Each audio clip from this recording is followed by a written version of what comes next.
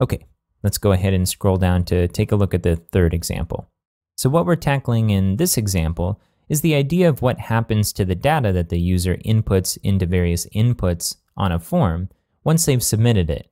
If you notice from our previous form, when the user submitted the data, it actually disappeared from the text input. And that's not always what we want to happen. Sometimes we want to keep that value in there, but it won't happen automatically. So in this form, we repopulate the text input with the value that the user input after the user submits the form. So this form is virtually identical to the initial form in this step file. It says this string will not disappear, and then we have an input that has the name of myString. But now we're using PHP to print the value of myString. Now remember, at the very top of the file, we initialized a variable called myString, and that was so that we could print it out here even though we might not have a value for it yet, without throwing an error.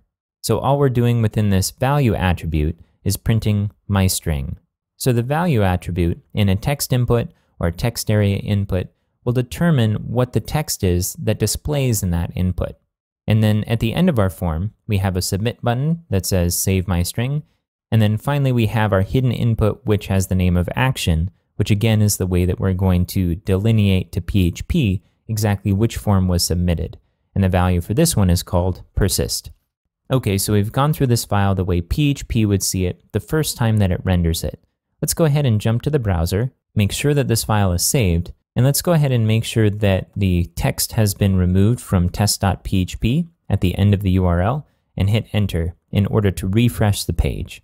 So you see our three forms here. We have the myString form, where we're demonstrating using a post variable. We have the contact form, and then we have a form where the value inside of the input will persist from one submission to another.